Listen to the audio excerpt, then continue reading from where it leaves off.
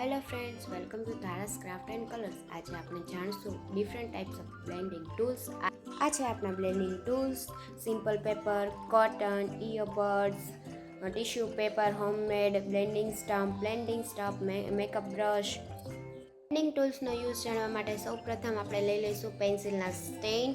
હવે જુઓ, જેટલા ટૂલ્સ છે આપણી પાસે એટલા આપણે સ્ટેઇન લઈ લઈશું. જુઓ, સૌપ્રથમ આપણે લઈશું સિમ્પલ પેપર. હવે એને આ રીતે આપણે જ્યાં પેન્સિલનો સ્ટેઇન લીધો છે એની પર રબ કરીને જોશું કે કેટલું બ્લેન્ડ થાય છે પેન્સિલનો સ્ટેઇન. હવે આપણે બીજું લઈશું કોટનને આ રીતે ફોલ્ડ કરીને પેન્સિલના સ્ટેઇન પર આ રીતે બ્લેન્ડ કરવાનું છે. આપણે જોઈ શકીએ છીએ કે આપણે કોટન વડે કેવી રીતે આપણે એને બ્લેન્ડ કરી શકીએ. હવે કોટન છે, સિમ્પલ પેપર છે, એ તો બધાના ઘરમાં મળી છે.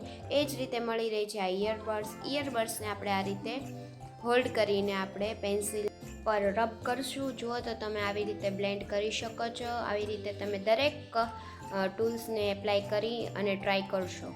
જુઓ, હવે આપણે ઇયરબડ્સ પછી ટિશ્યુ પેપર જે આપણને દરેકના ઘરમાં મળી રહે છે.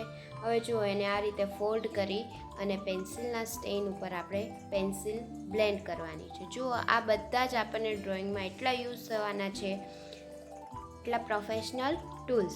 હવે આવે છે આ હોમમેડ બ્લેન્ડિંગ સ્ટમ્પ. એને આપણે ટ્રાય કરી લઈએ છીએ.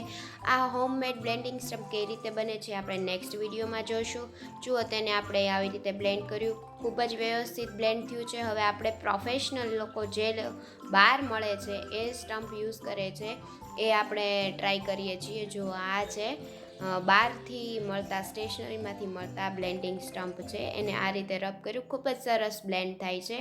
હવે આપણે છેલ્લું ટૂલ્સ લઈશું મેકઅપ બ્રશ. જુઓ તો મેકઅપ બ્રશને આવી રીતે પેન્સિલ સ્ટેન્ડ ઉપર બ્લેન્ડ કરતાં એ પણ વ્યવસ્થિત રીતે બ્લેન્ડ થાય છે. બ્લેન્ડિંગ માટે મેકઅપ બ્રશ એવું લેવું જે આગળથી શોર્ટ બ્રિસલ્સવાળું હોય, જેનાથી આપણે વ્યવસ્થિત ભાર દઈ અને બ્લેન્ડ કરી શકીએ.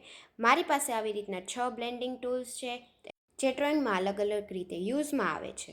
વધુ વિડીયોઝ જોવા માટે લાઇક, કમેન્ટ એન્ડ સબસ્ક્રાઈબ કરો.